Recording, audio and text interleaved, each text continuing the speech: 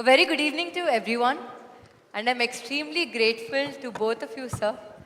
So, both of you have been legendaries in your respective fields. So, I would like to thank you, CBN Garu, and at the same time, Chiranjeevi Garu, for coming here and gracing my book launch. This is the most precious moment for me, and I'm extremely thankful for this. Question is to Chiranjeevi Garu.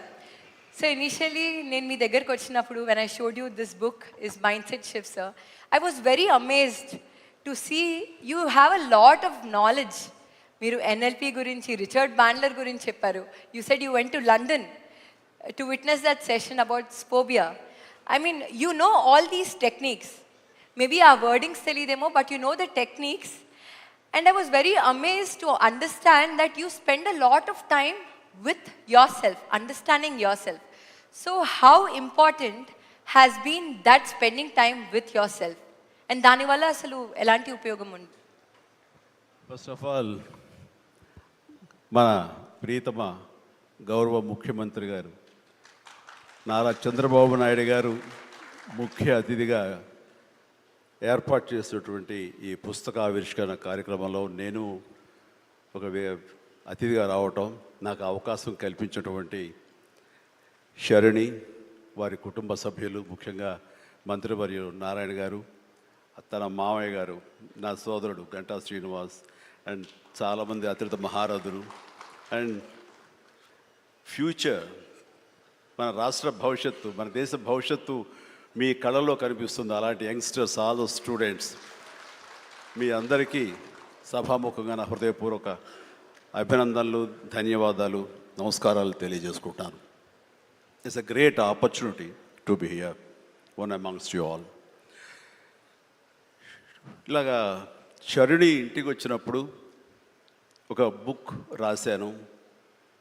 అది మీరు ముఖ్యమంత్రి గారు inaugurate చేస్తే బాగుంటుంది, very purposeful book అని అమ్మాయి చెప్పినప్పుడు చాలా అమేజ్ అయ్యాను నేను. ఆ బుక్ని క్లుప్తంగా నేను 4-5 పేజీలు చూసినప్పుడు నాకు ఎప్పటి నుంచో ఇలాంటి పర్సనాలిటీ డెవలప్మెంట్ మీద, అలాగే సీక్రెట్ అనే ఒక బుక్ ఉండేది. అది ఎన్నో దశాబ్దాలు, 2-3 దశాబ్దాల ముందే ఆ బుక్ నేను చూడటం నాకు జరిగింది, తటస్థపడింది. అప్పుడు ఇంకా ఇండియాలో రాలేదు ఆ బుక్, దాని ట్రాన్స్లేషన్ కానీ దాని వీడియో నేను చూడటం జరిగింది.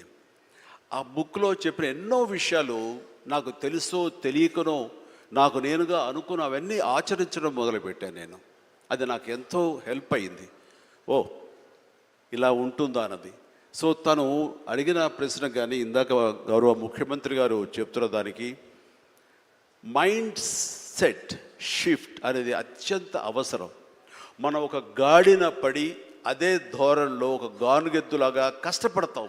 ప్రతి వాళ్ళు కష్టపడతారు, బట్ ఆ కష్టపడటంలో స్మార్ట్గా కష్టపడతారా, హార్డ్ వర్క్ తోటి వాళ్ళు కష్టపడుతున్నారా అనే దాని మీద మనం ఆలోచించుకుంటే కనుక చాలామంది ఇలాంటి అవేర్నెస్ లేక, ఇలాంటి శరణి లాంటి వాళ్ళు ఇచ్చినటువంటి పుస్తకాలు వాళ్ళకి గైడ్ చేయక, లేకపోతే గురువులు గైడ్ చేయక, లేకపోతే వాళ్ళుగా ఆ షిఫ్ట్ అనేది తెలియక అదే గానుగెద్దులాగా అదే కష్టంతో అలాగే జీవితాన్ని వెళ్ళదీసే వస్తారు.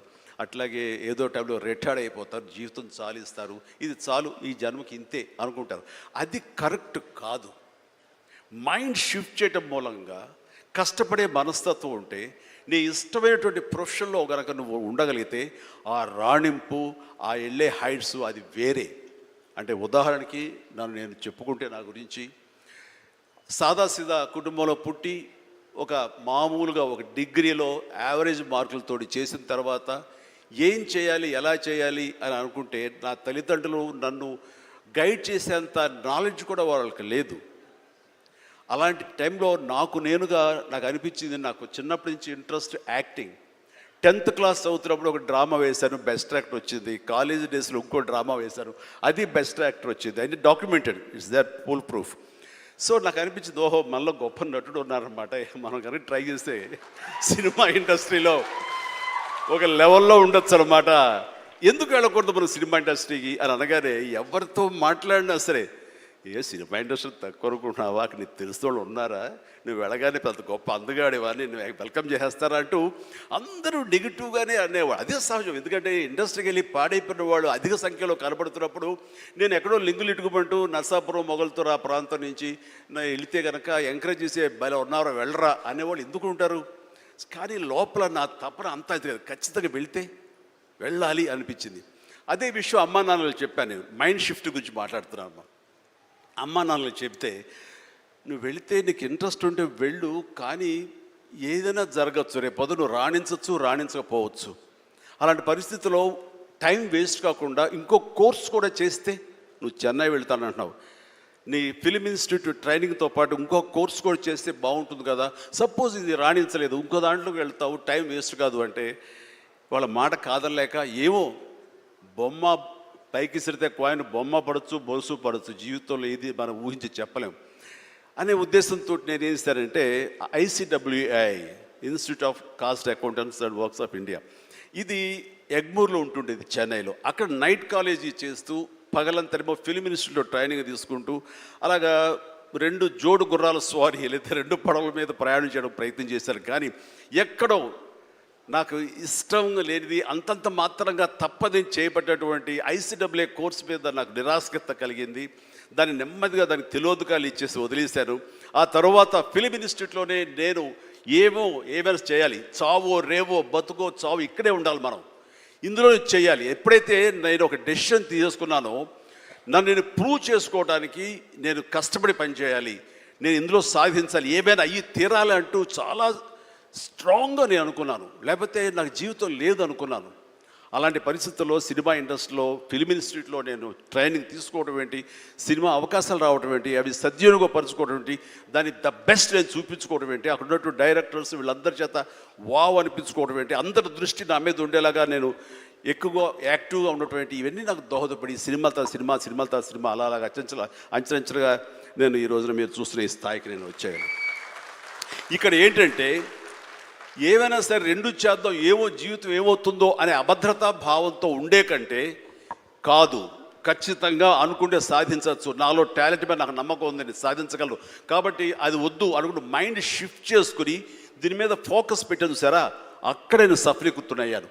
అదే శరాణి చెప్పేది. ఎక్కడ డౌట్ ఉండకూడదు. ఆ ప్రొఫెషన్ నీకు ఇష్టమైన ప్రొఫెషన్ అయ్యి ఉండాలి, దాని మీద నువ్వు ఇంట్రెస్ట్ పెంచుకోవాలి, అది సాధించడానికి కష్టపడి పనిచేయాలి, ఒళ్ళొంచి పనిచేయాలి, అది కూడా స్మార్ట్గా పనిచేయాలి.